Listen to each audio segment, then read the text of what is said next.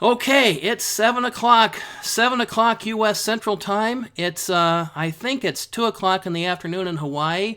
It's 5 p.m. in Washington State, and it's 8 p.m.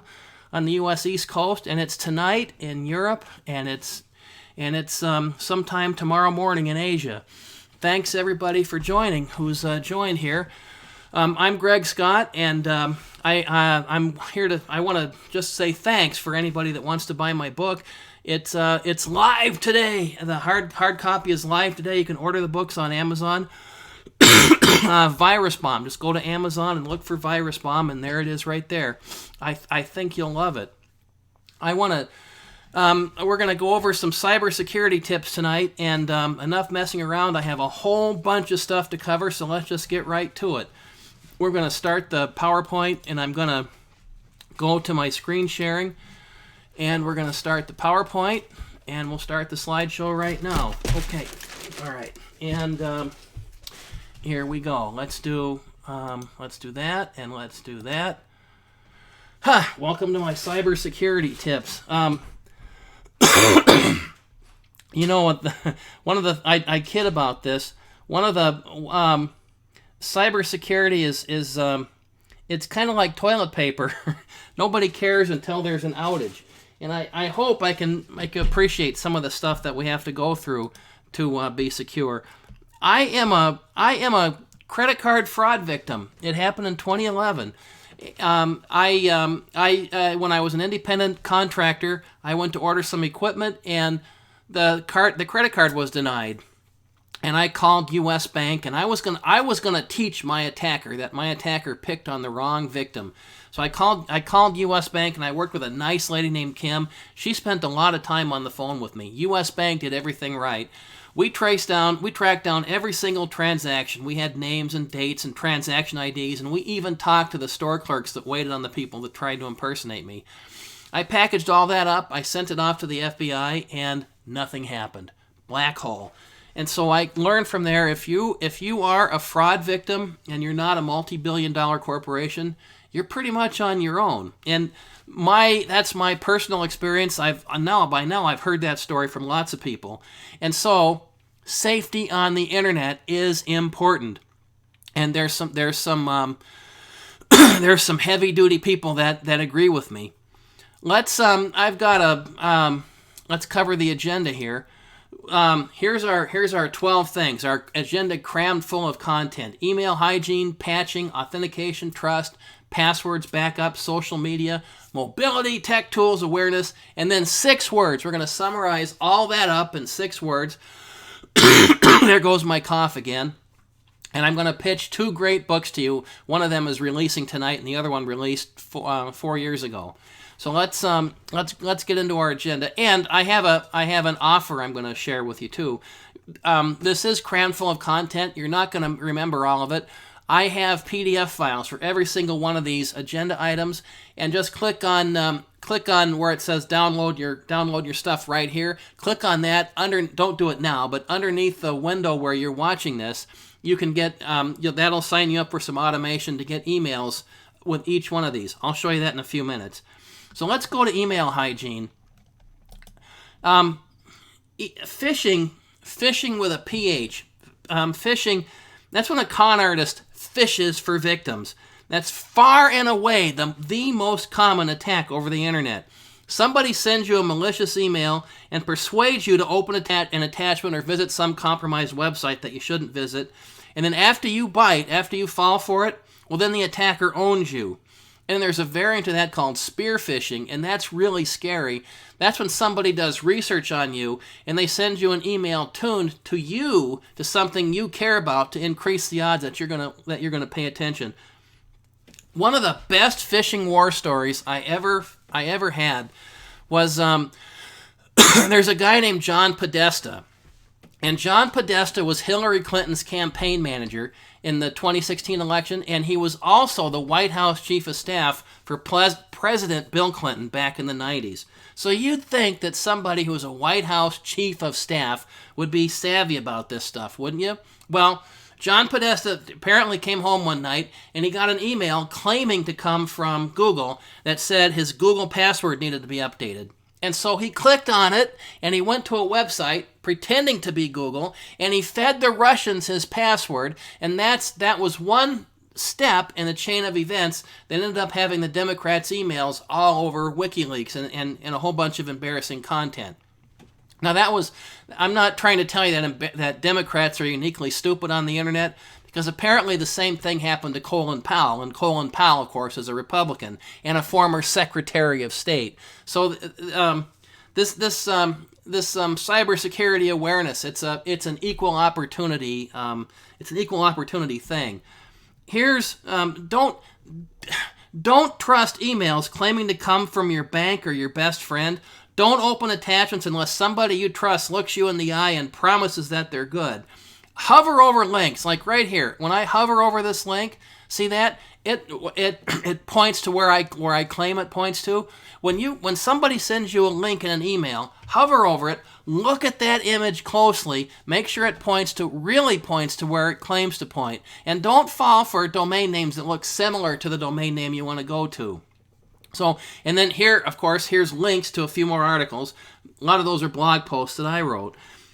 You probably don't keep national security secrets in your computer, but you do keep information important to you, and if you fall for a phishing scheme, somebody else will own you, your devices, and all the information inside. So don't be a victim. Be smarter than the politicians who should know better. Learn how to spot fishy emails. Don't hide behind, "I'm not technical," because that'll burn you. What you don't know can hurt you. All right, enough on emails. Let's whoops, bear with me. There we go. Let's go to patching. Bear with me on my, this is live. Every piece of non-trivial software has bugs. You like the graphic I found with the dike with the about to burst? Every non-trivial software has bugs, and so this Mac versus Windows versus Linux debate, it's meaningless. They all have bugs. Every software from everywhere has bugs. Android versus Apple phones, same thing.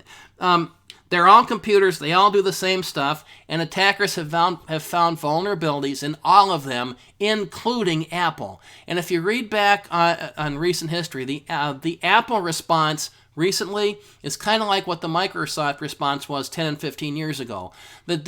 Apple is just now learning the security lessons the Microsoft guys learned the hard way. And it seems everybody has to learn these lessons the hard way.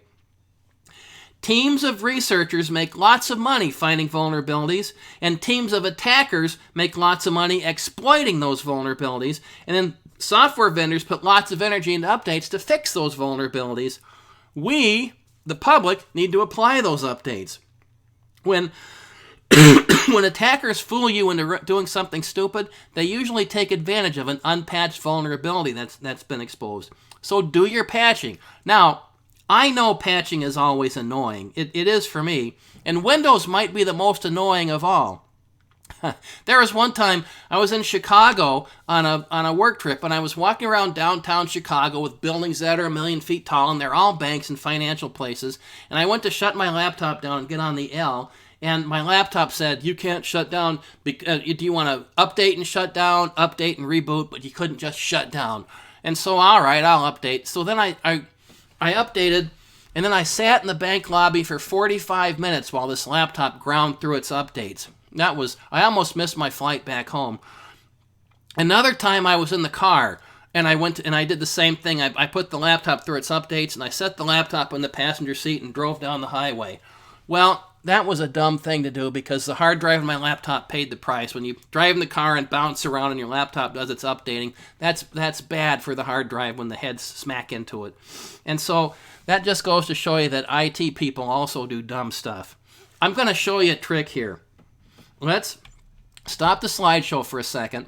If you want to, if you're in downtown Chicago or you're in the car and you want to shut your laptop down, and it says you can update and shut down, or you can update and restart, but you can't just shut down. Here's what you do. And now this is just a delaying. Apply your patches later, but this is a way to get past it for now, so at least you can catch your flight. Do like start and go CMD. And do that, and type shut down, /S. This is as nerdy as this presentation is going to get right here. I promise. This is it for the nerdy stuff. I'm not going to press the enter key here because, well, you know, if I press the enter key, then the computer would shut down and that would screw up the presentation. That's embarrassing. So I'm not going to press enter. That's how you do it. That's a way to get past that shutdown problem. Okay, back to our slideshow from current slide. And here's some links to some more information. In both of my novels, by the way, in Bullseye Breach that I published in 2015 and Virus Bomb that releases today, both of those novels, poor patch management played a role, and a lot of good guys paid a price. You know, sometimes we can use we can use fiction to present truth better than the news, and I like to think I did that with my stuff. The real world is full of stories about how home computers and major corporations and everywhere in between got penetrated because of poor patch management. When software updates come out for your devices, apply the updates as soon as you can. Don't make the mistake that so many other people do. And if the updates have a problem, troubleshoot the problem and fix it. If there's a software bug and there's an update for the bug and you fail to apply the update, it's your fault if you get penetrated, not the vendor's fault, not anybody else's fault. Don't call the FBI and ask the FBI and expect the FBI to have any sympathy on you. Apply your patches. All right, enough on that. Let's do authentication. Prove you're you. Authentication is a big deal. Well, these are all big deals, but authentication is a big deal. Every authentication choice comes with trade-offs. Biometric stuff like fingerprints and eye scans and those kinds of things, they're promising, but so far they're expensive and unreliable. There's some cell phone fingerprint stuff that might be trustworthy, but we'll see. We'll see. Passwords. Everybody hates passwords. But right now, passwords are sort of the state of the art. I'll get to that in a minute. Passwords are a hassle to remember, but and then there's this other tactic called implanted RFID tags. Just say no to that. There's a whole bunch of reasons for don't let anybody stick something under your skin so they can identify you. That's just bad on a whole bunch of different levels. State of the art today is two-factor authentication. If you want me to believe you're you and not somebody impersonating you, then show me something I know you have and recite a secret that only you and I know. You do those things and then I'll believe that you're you. We usually do that with passwords and cell phone text messages. We both know your password and and I know your cell number. So you send me a password, something that we both know, and then I send you a code to your cell phone. You send me the code back, and that proves you have your cell phone. This isn't perfect. Somebody could steal your cell phone, and who's social engineered you to get your password. Somebody could steal your cell phone or clone it. So this whole cell phone thing isn't perfect, but it's better than what we used to do. There ain't no such thing as perfect in authentication. Now, I'm going to give you a tip here that you won't read in any documentation anywhere. This really is Greg's tip. If, let's say, person-to-person authentication, how do you know that's you read a social media post from somebody and it claims to come from your best friend? Well, how do you know it really came from where it claimed to come from? Especially because the content looks a little bit suspicious. And I've seen stuff like that. I've been the victim of it.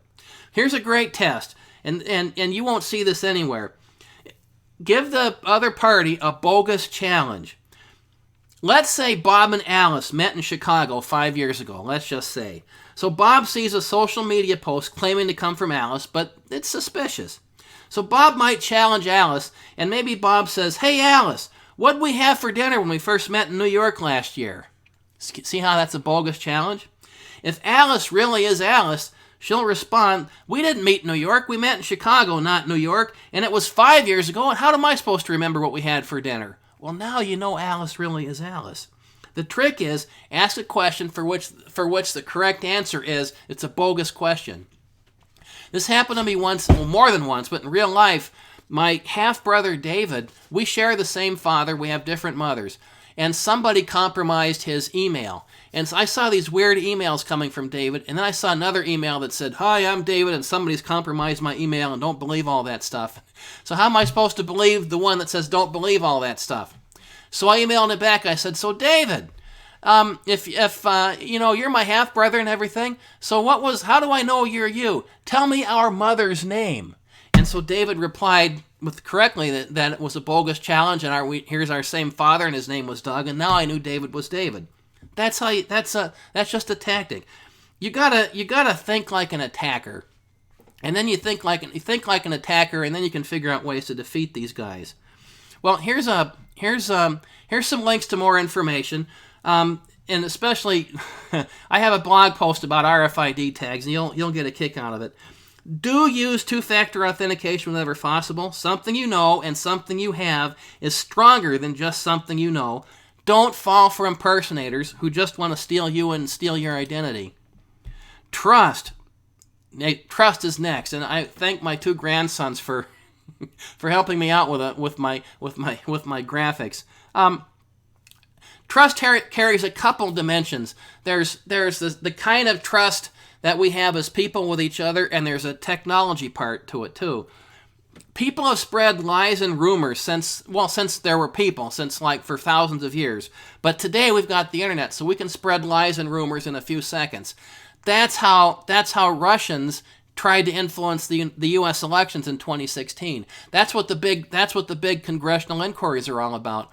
Russians got onto Facebook and got onto other social media sites and pretended to be Americans in one fringe group or another, and they tried to start fights between groups. If they can impersonate enough people and get enough people mad at enough other people, they can kick our butts without firing a shot. And that's the downside. That's one element of trust.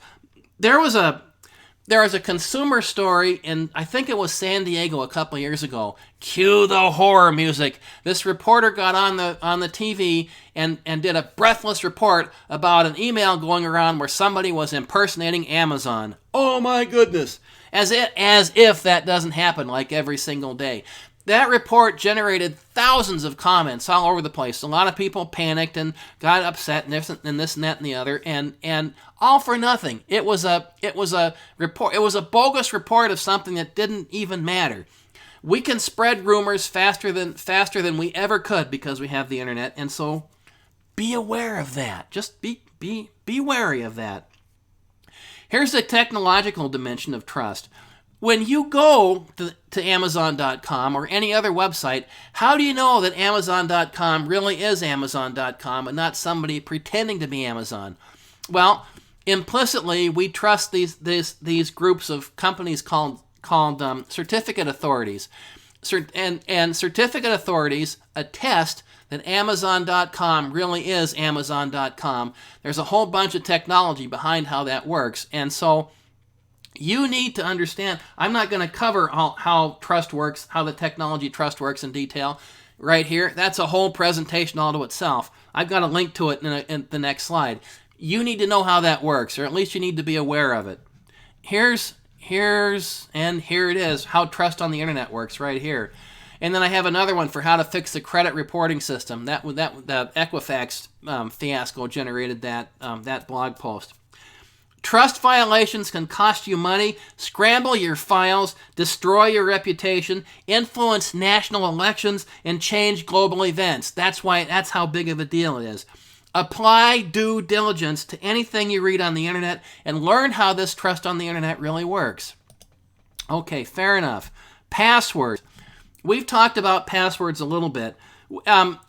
I know passwords are a hassle. My wife hates passwords. Every time she logs into a website, she has to go through the forgotten password procedure. She swears the websites are messed up, and she complains every day about how inconvenient these passwords are. And you know what? She's right. They are inconvenient. They're a pain in the butt. They just are. And it's even worse because I'm going to tell you to keep different passwords for different websites. The alternative to that hassle is a whole lot worse than the inconvenience of keeping passwords. Passwords are good because they mostly work, although I'm going to give you an improvement on that. You've seen these Hollywood hacker scenes where the evil bad guy genius sits down and after a few tries guesses the password and then gets ready to take over the world. And then the good guy computer genius sits down somewhere else and he guesses the bad guy's password after a few tries, and then he stops the bad guy from taking over the world right in the nick of time. That's all Hollywood hacker crap. None of that is even remotely true. Good passwords, and you can do the arithmetic yourself. Good passwords are hard to guess, and you're not gonna sit down and guess it at the keyboard. Good passwords are good because they're hard to guess. Good passwords are bad because they're hard to remember. So I'm going to advocate for another thing called passphrases. Passphrases are better than passwords because they're easy to remember, and they're hard to attack with brute force. Let me show you something. What do you like better? This is a good complex password. It's got a lowercase and uppercase and special characters, and it's characters in random order. How much trouble is it to remember that? And here's a good passphrase. That good passphrases beat complex passwords. That's what that is. It's more characters, but they're easy to remember characters. And you can remember a sentence a whole lot better than you can remember this random series of characters. You can keep these sentences in your head for the most part. This is a whole lot harder to keep in your head. So I'm going to advocate for passphrases over passwords. Now, some of the website operators haven't gotten the message yet, and so they want upper and lower and special characters. So what you can do, let me just show you a nerd thing here. I'll show you one nerd thing. One more. Here's a. Here. I'll show you this nerd thing right here. I should have done this right in the slide. If you need to do a password, do it like a passphrase. So here's an uppercase good pass PHR @SES, and there's a passphrase with upper and lowercase and a special character. And so you can have a complex password passphrase and still make it memorable. Now, the other thing about passwords and passphrases, make sure that you use different. Oh yeah, I was going to show you this too. Make sure you use different passwords for your different websites, and that's important. If somebody guesses your Instagram password or your LinkedIn password, and you use that same password to log into your banking site, well, now they own your checking account, and that's bad when that happens. Let me show you another email here. This is a phishing attack, and it also has to do with passwords. I'm just going to bring this up and show it to you right here. I collect this stuff. I'm one of the few. There's a lot of variants on this email, and a friend of mine reminded me of this today. As you may have noticed, I sent this email from your email account. One of the shortcomings of email is anybody can impersonate anybody else over an email. So I sent you this email claiming to come from you. I have full access to your email account. Change your password, do anything you want, doesn't matter because I own you. Get the social engineering here? This is a con job. This whole message is a con job. And then I made a video through your webcam of all the evil porn sites you've watched. And if you pay me a little bit of money, I won't share that video with anybody. Now, what some of these emails show is a password that they've stolen, probably from LinkedIn. LinkedIn lost several million passwords a couple of years ago. Yahoo lost like 3 billion passwords. They lost every single password that they ever had. They lost them all. So if you have a Yahoo login, somebody knows your Yahoo password. If your email password is the same as your Yahoo password, well, that means bad guys know your email password. And if your banking password is the same, well, you get the idea that somebody owns your banking password too. So keep different passwords for your different websites. That's why we preach that so much. All right, next, you saw this already. Oh, and for more, here's some articles, including the piece about Hollywood hackers. You'll find that funny. Here's the next thing: backups. All these are a big deal, but I want to talk about backups on a business level and a personal level. For new IT people, I tell new IT people, you're not a professional in this business until you've destroyed somebody's critical data and there's no way to get it back. My trial by fire came right around 1981, and I worked at this little engineering school in Terre Haute, Indiana, and I destroyed the registrar's office single-handedly.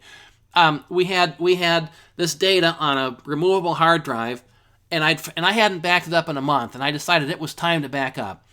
So I pulled the hard drive, and I put it in I pulled the media, and I put it in the other drive, the other computer that had a tape drive. Now, computers in those days were refrigerator sized, and I started copying the tape. About a third of the way through, the heads crashed on that hard drive. So I destroyed the hard drive that I'd never backed up for the last 4 weeks, and I destroyed the tape that was that was the most recent backup. And it took me about 10 minutes to destroy everything the registrar's office had. I destroyed the whole thing. I spent months putting it back together. My reputation never recovered. That was my trial by fire. When I had to sit down in front of the dean of registration and explain what I did, it was my armpit sweated. It was an uncomfortable meeting. Backups guard against lots of stuff: hardware problems, software problems, bugs, and anything you can imagine. These are machines. Machines break, and this data that's inside your machine can and will disappear. And I've restored a lot of people's 20,000. I've had people come to me with 20,000 vacation pictures from France that they lost, and I've gone through agony to restore some of that stuff. So I've lived it. I have another story about my own operation that backup saved my rear end. But there's another class of security threats today called ransomware. Ransomware is where somebody sends you a phishing email. We talked about email earlier. Somebody sends you a phishing email, and they convince you to run an evil program. Click on the attachment and click on the attachment, and you run this evil program, and that evil program scrambles all your files. That's called ransomware. And in return for a ransom, send them some money in Bitcoin. They'll send you the key to unscramble all your files. Now, there's a whole industry behind this stuff. There's help desks and technical support, all kinds of people out there to make it easy for you to pay these attackers in Bitcoin. friendly criminal customer service. They do that because if they don't send you the key, well, then you'll never pay them ransom anymore. That's what you're up against. You're up against an industry here. Let me give you some links, and I want to talk about a couple of these things. First is a link to my own Apollo 13 moment when I almost lost everything, and good backup saved my rear end, and one thing I didn't back up almost cost me a lot. And then this other story in the Boston Globe is about the Tewksbury, Massachusetts Police Department. This was a few years ago. The police department, let that sink in for a minute. The police department. They fell victim to a ransomware attack. They didn't have good backups, and they had to pay the ransom. They paid somebody. They had to pay money to somebody to get their stuff back, so they could run their police department. Look up the city of it. Go to Google and look. Don't do it right now, but later go to Google and look up City of Atlanta ransomware, City of Baltimore ransomware. A lot of big places have spent a whole lot of money recovering from ransomware attacks because they had backups that were not proper. Do good backups, or risk what happened to all these other guys. And so you don't want that to happen. So do good backups. All right, next up, whoops, oh crud. Wow, that's what I did. I clicked on the link. All right, hang on. Sorry about that. Next up is social media. Okay, social media. We love social media and we hate social media. We can do stuff today with social media that we couldn't dream about 10 years ago. I advertised this webinar over Twitter and LinkedIn and Facebook. There was no way to advertise this stuff like that 10 years ago. I keep up with my sister over Facebook. She sends me videos all the time. I send her videos all the time. I mean, we all use it. We use social media. We get it. What's good about social media is also what's bad about social media. I told you about Russians interfering with our election with social media posts. That's one way that we zip information around the planet, and bad information around the planet in a few seconds. So here's the other thing social media does. Social media companies' revenue model, their revenue model depends on us giving them free content and them slicing and dicing that content and selling it to marketing companies so that marketing companies can give us ads about stuff we may want to buy. Their revenue model, their fundamental revenue model, calls for them selling content that we give them to advertise to marketing companies. Now think about that. That's their revenue model, yet they're also charged with maintaining our privacy. Those two those two forces are in conflict, and the revenue model is going to win. So if you want to post your most intimate secrets on social media in a private group, think twice about that, because it's sitting there inside this website, and you're trusting the people who run that website to keep it private. Now, I'm an author.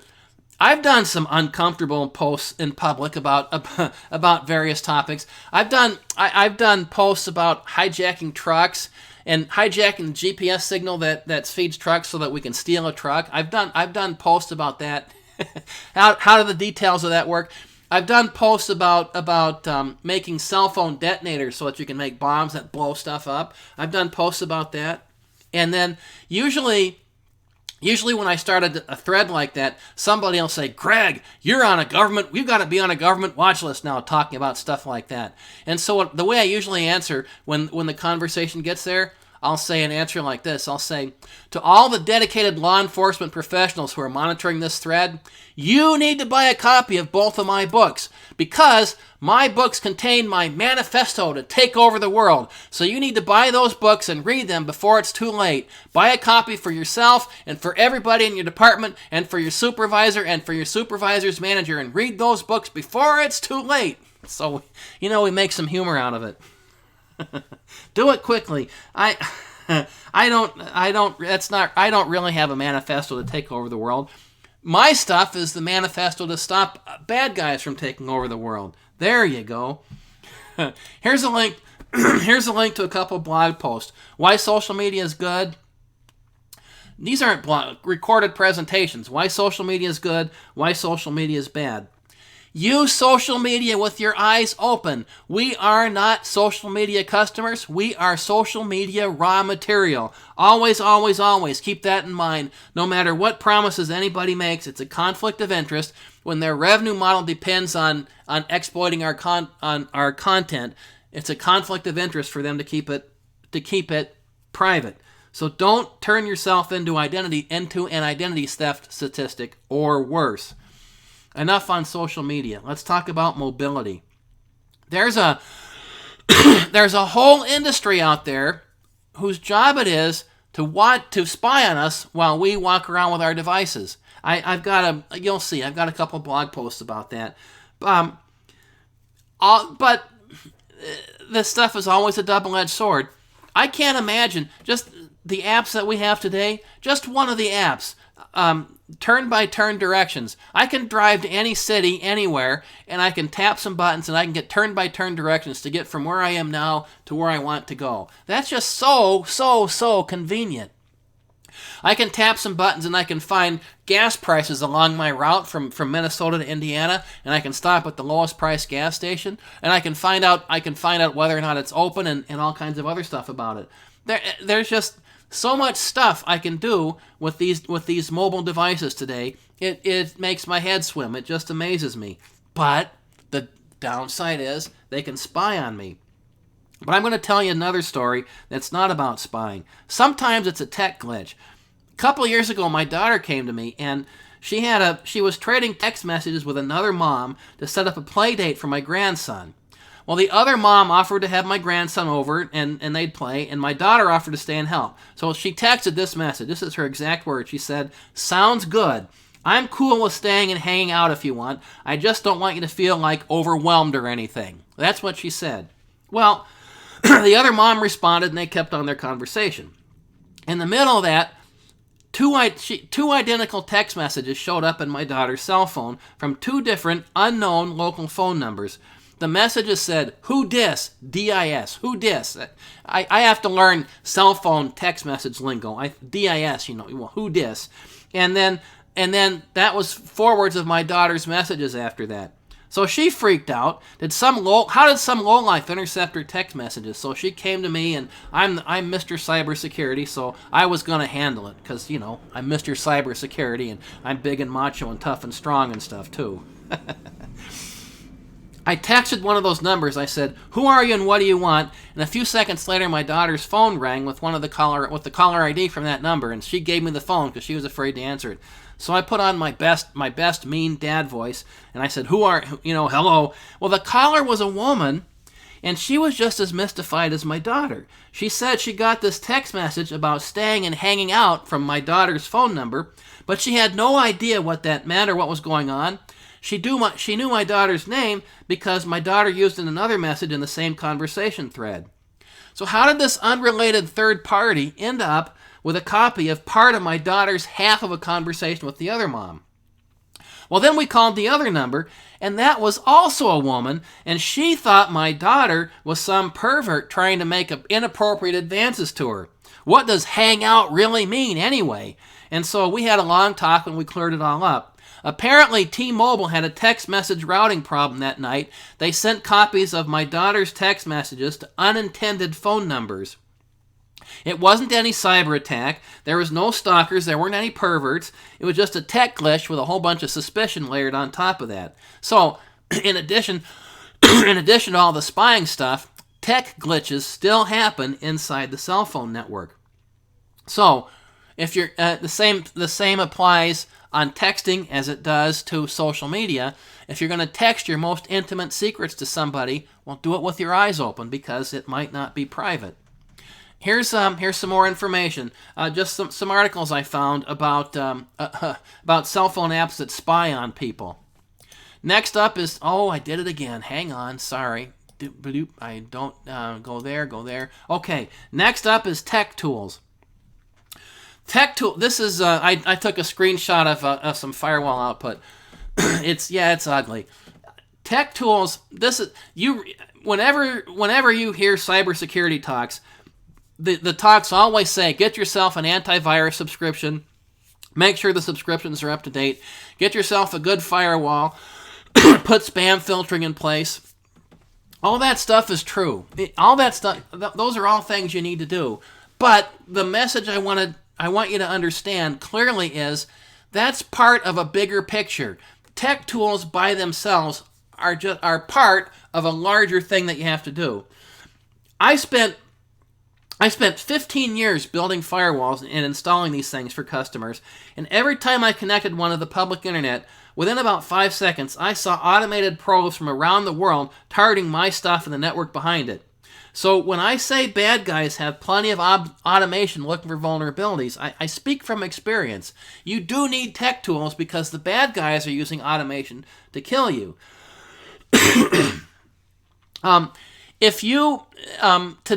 Today, in today's world, we're getting these Internet of Things, IoT devices, Internet of Things.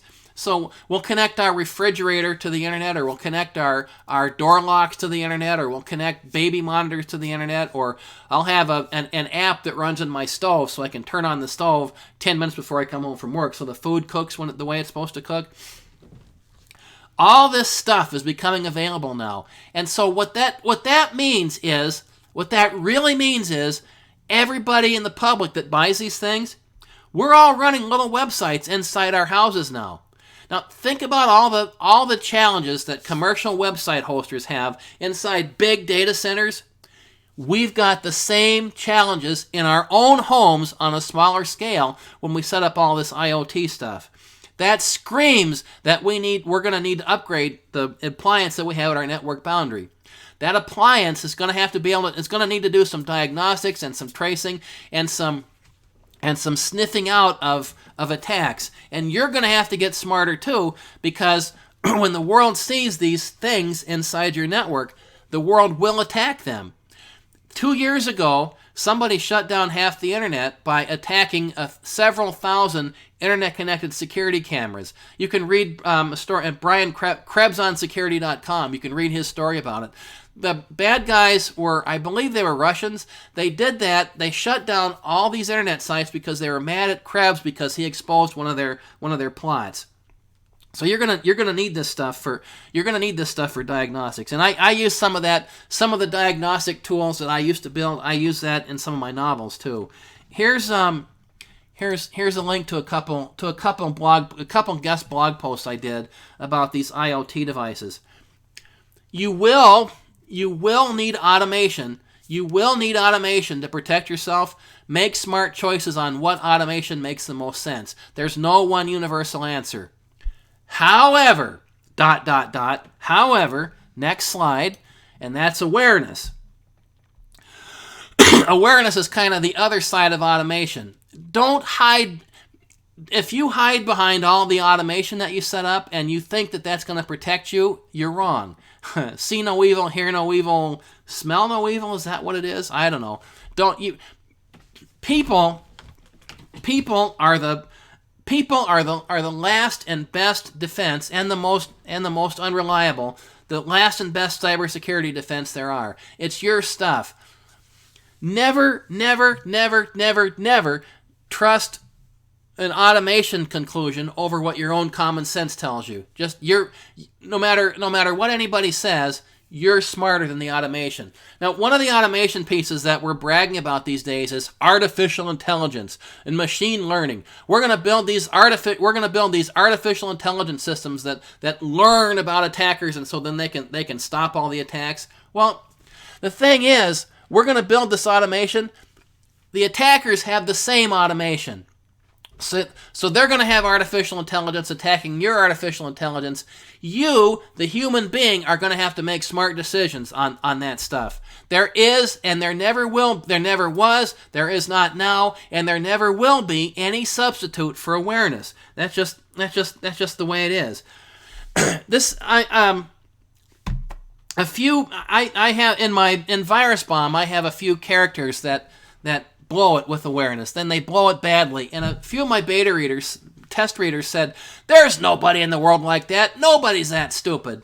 And that's because, they're reading about somebody else. But I'm here to tell you, I visited a dentist office once to sell a server.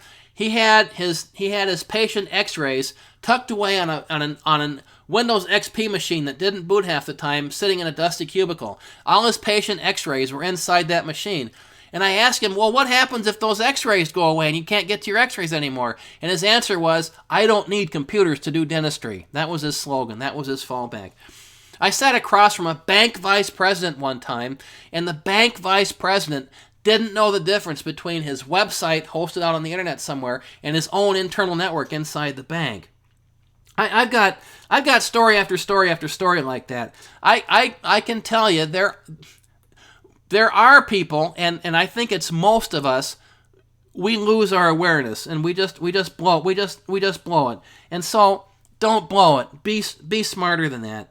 A lot of people pay a steep price for cybersecurity fails, and that's why I write the stuff that I write. You don't need to make the same mistakes.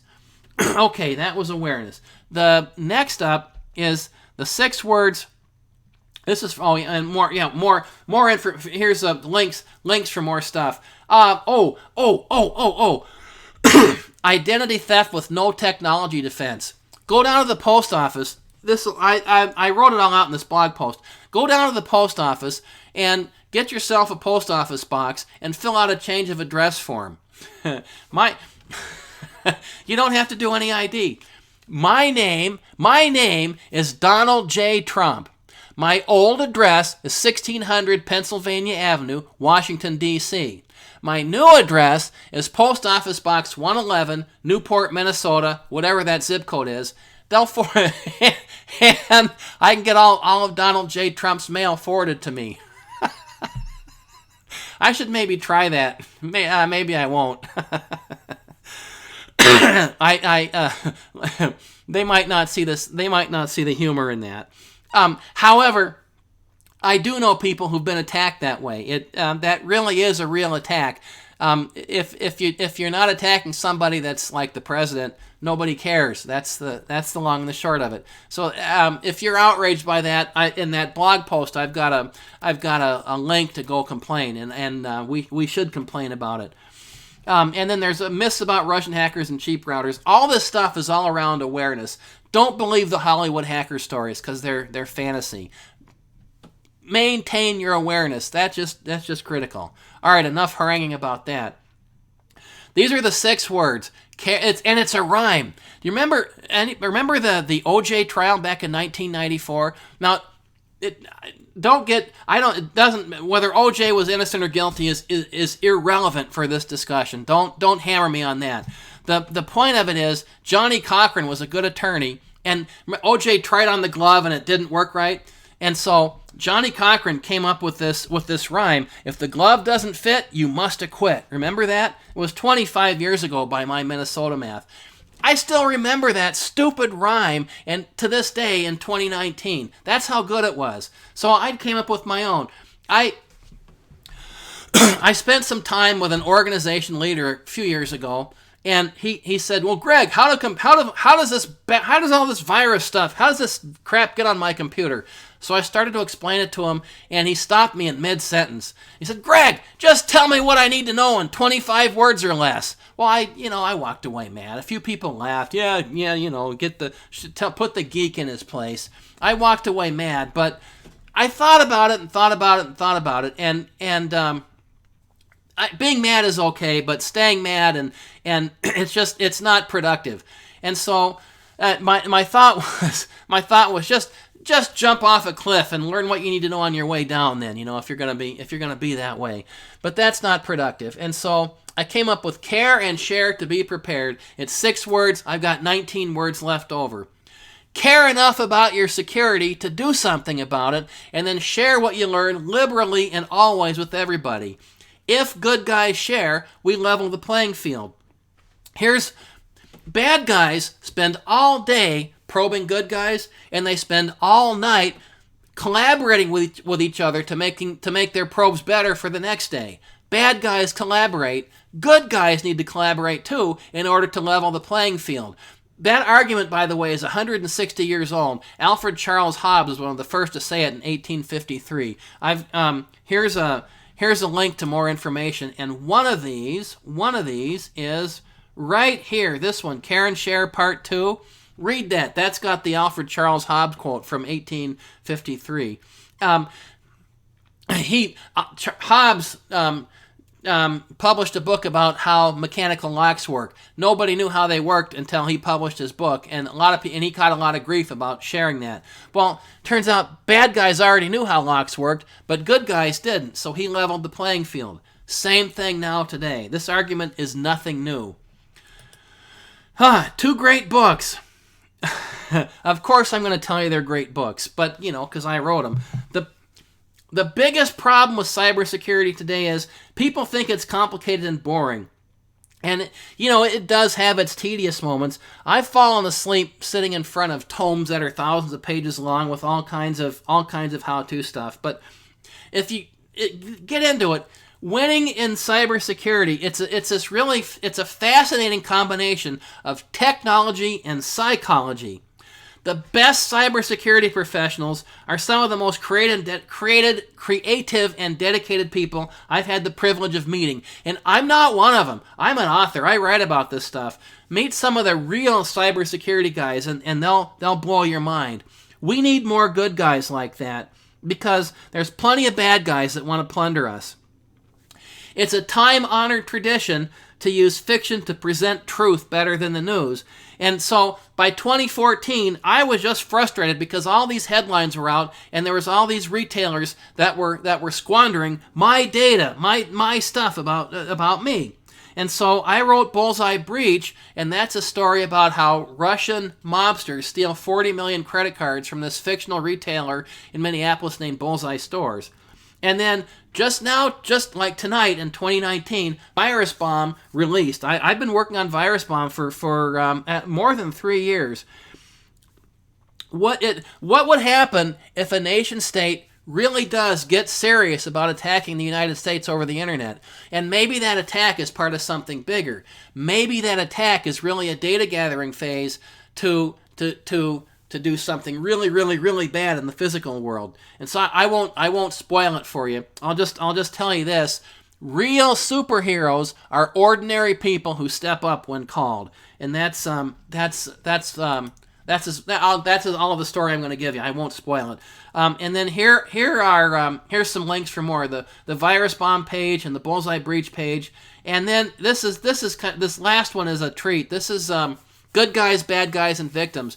I through my super cyber sleuthing, I was able to get to smuggle video out of a hostile foreign country, and I have the write-up of a cabinet level government meeting where some cabinet level ministers plotted the downfall of the United States, and that's just there on my website. You can read that. Plus, you can read a whole bunch of other character stories about how the characters got to be who they are.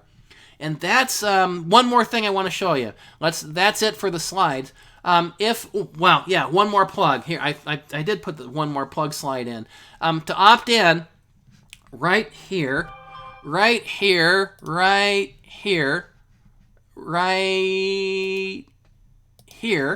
underneath this right here. Click where it says right here, and that takes you to this landing page right here.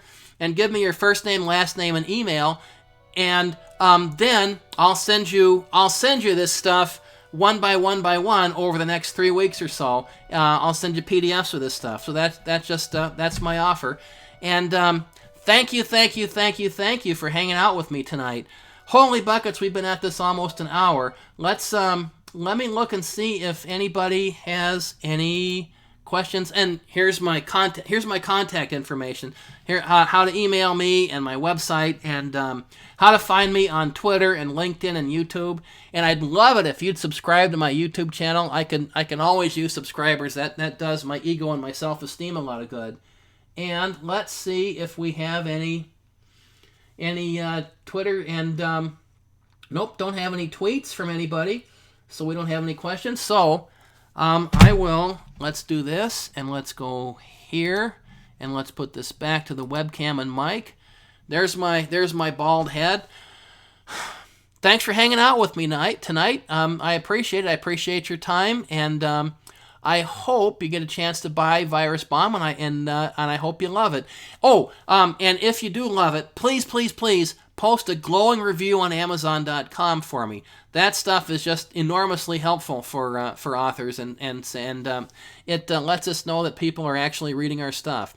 Thanks, and I'm going to sign off now. Have a great night. Thanks for putting up with me.